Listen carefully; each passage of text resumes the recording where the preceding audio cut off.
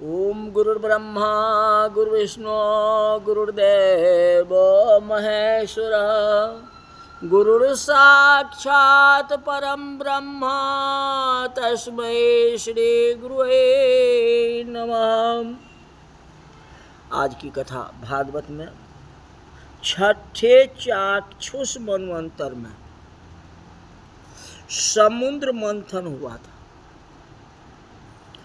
देव और दैत्य समुद्र मंथन करते हैं। मंदराचल पर्वत के समुद्र में डूबने लगा। मंदराचल पर्वत समुद्र में डूबने लगा है तो भगवान कूर्म नारायण प्रकट हुए और पीठ के ऊपर मंदराचल पर्वत को रखा है और देव दैत्य समुद्र मंथन करते हैं। किसके लिए? अमृत पाने के लिए। अमृत निकला नहीं, सबसे पहले विष निकला। जब समुद्र मंथन हुआ तो सबसे पहले विष निकला, भयंकर विष। विष का गंध सहन नहीं होती, इतना विष का गंध था। थोड़ा सा विचार करो तो ध्यान में आएगा कि यह संसार ही समुद्र है। ये संसार समुद्र है और संसार में मिठास कम है और कड़वाहट ज्यादा है, खारापन ज्यादा है। संसार समुद्र का विवेक से मंथन करना है। 16 वर्ष पूरे होने पर मानव जब यौवन अवस्था में प्रवेश करता है तो मन में मंथन होने लगता है। पूर्व जन्म में जो सुख भोगा है उसके संस्कार जागने लगते हैं। यौवन में प्रवेश किया कि मन चंचल होने लगता है। उस समय बहुत सावधान रहने की जरूरत है। कब? 16 वर्ष की अवस्था। यौवन काल में जो स्वतंत्र होकर घूमता है उसका पतन हो जाता है। यौवन काल में प्रायः सभी को बुद्धि बिगड़ती है। यौवन काल बड़ा खराब काल है। यौवन में स्वतंत्र रहना अच्छा नहीं है। कहते किसी संत के अधीन रहो, अपने माता पिता के अधीन रहो, बहुत पवित्रता से और बहुत सरलता से जिसका यौवन परिपूर्ण हुआ है, ऐसे महापुरुष इस संसार में बहुत ही कम है। यौवन में स्वतंत्र रहना अच्छा नहीं है। यौवन काल में सावधान रहना जरूरी है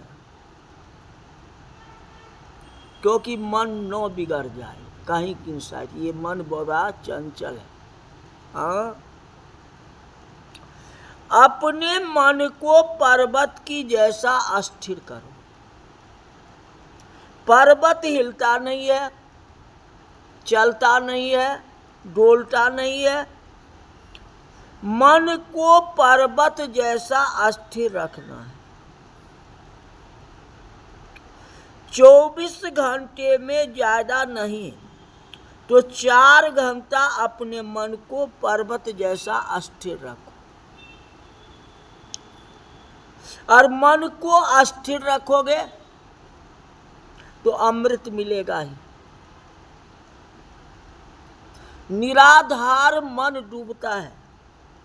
पर्वत को कोई आधार चाहिए, नहीं तो पर्वत भी डूब जाएगा।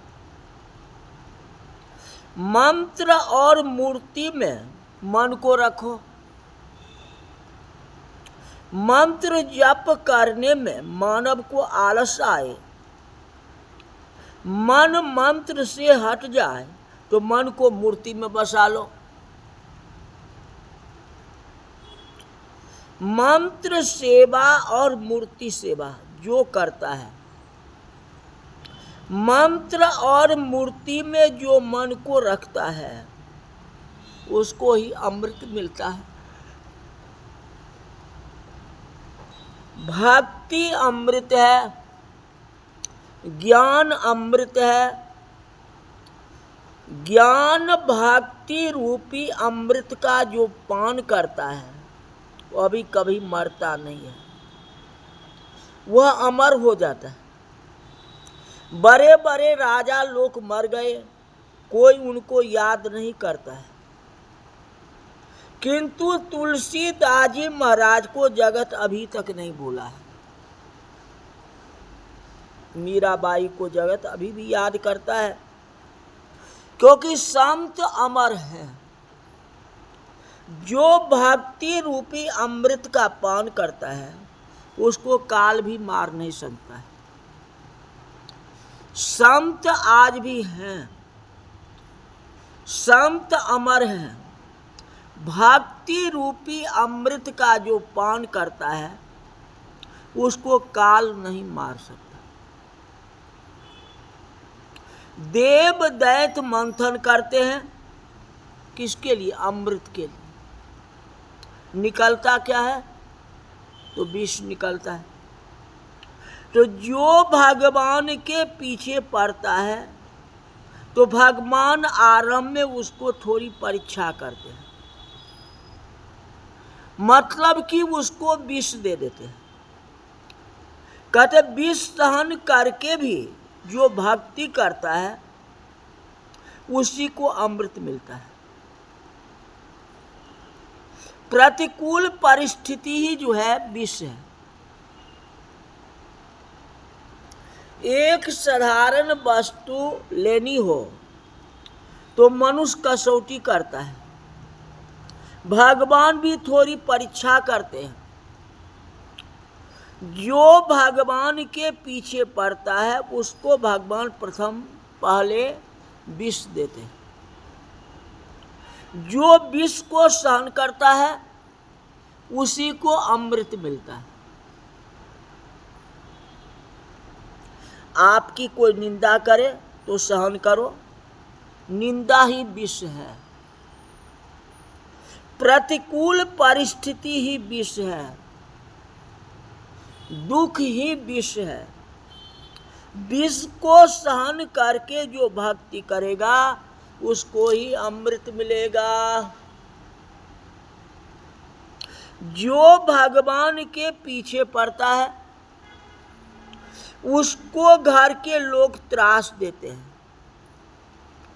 जो घर में बहुत भक्ति करता है वह घर के लोगों को अच्छा नहीं लगता। यह बहुत भक्ति करेगा तो कभी मेरे उपयोग में नहीं आएगा, मेरा काम नहीं करेगा। घर के लोग ऐसा इच्छा रखते हैं यह संसार का सुख भोगे और मेरा काम करे, मेरे घर का काम करे। घर में कोई बहुत भक्ति करता हो तो घर के लोग उसको साथ नहीं देते हैं, बल्कि त्रास देते हैं। घर में जो त्रास सहन करता है, त्रास सहन करके जो भक्ति करता है उसको बहुत मीठा फल मिलता है। कहते दुख सहन करो, दुख ही तो विष है। भगवान शंकर की जो पूजा करता है उसके मस्तक में ज्ञान गंगा आती है, और ज्ञान गंगा को जो मस्तक में रखता है वही विष सहन कर सकता है। सभी देव शंकर भगवान की स्तुति करते हैं। देव देव महादेव भूतात्मन भूत भावनम अत्रायिना शरणापनास्त्र लोकनाद विषात। कहते जगत को विष जलाता है, निंदा ही विष है। निंदा को सहन करो, आपको बहुत मीठा फल मिलेगा। विष सहन करके भक्ति करो। सभी देवों ने शिव जी की स्तुति की, जो महाराज अब क्या होगा। शंकर भगवान विष का पान करते हैं। शिव जी महाराज विष को गले में रोक करके रखते हैं और उस विष को पेट में नहीं जाने देते हैं। शिव जी ने जगत को बोध दिया है कि कभी पेट में विष को नहीं रखना चाहिए। विष क्या होती है? कर्कश वाणी ही विष है। आपके लिए कोई खराब शब्द बोले, उसे भूल जाओ, पेट में नहीं रखना है। पेट में रखने से कभी याद आएगा तो दुख होगा। आपके लिए कोई खराब शब्द बोले, उसको भूल जाओ। विष को शिवजी ने पेट में नहीं जाने दिया और विष को गले में रोक करके रखा। कहते हृदय में नारायण है। नारायण दर्शन करता हुआ मानव नाना अमृत से उनकी पूजा करे। हृदय में भगवान का दर्शन करता हुआ भगवान के नाम जप करे तो अमृत मिलेगा। पेट में कभी विष रखना नहीं। शिवजी ने जगत को बोध दिया, जो पेट में विष रखता है उसको अमृत नहीं मिलता है। पेट में प्रेम रखो, अमृत मिलेगा। विष को बाहर मत निकालो, गले में रोक करके रखो। आपका कोई नुकसान करे, आपको कोई दुख दे, उसको तो कर्कश शब्द सुनने की इच्छा हो, गले में रोक लो। कर्कश वाणी बाहर मत निकालो।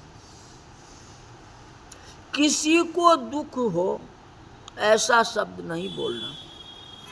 आपके लिए कोई खराब शब्द बोले तो दुख मानना ही नहीं है। आपको अमृत मिलेगा, आप तकलीफ न करें उसके लिए। शिवजी महाराज गले में विष को रोक लेते हैं। शिवजी बाहर नहीं जाने देते हैं। कहते विष को पेट में भी नहीं जाने देते। शिवजी विष का पान करते हैं। शिवजी का कंठ नीला हो गया, इसलिए शिवजी का नाम पड़ा नीलकंठ। देव और दैत्य समुद्र मंथन करने लगे। समुद्र में ऊंचे श्रवा घोड़ा निकलता है, ऐरावत हाथी निकलती है, अनेक रत्न निकलते हैं। देव दैत्य समुद्र का मंथन करते हैं। तभी समुद्र से साक्षात महालक्ष्मी बाहर आई। जय जयकार करते हैं, वेद मंत्र बोल करके माता जी को अभिषेक किया।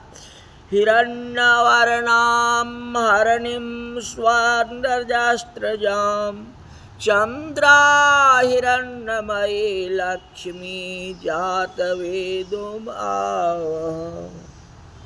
अभिषेक करने के बाद सखियों माता जी का सुंदर श्रृंगार करती है। सभी की ऐसी इच्छा हुई कि लक्ष्मी मेरे को मिले।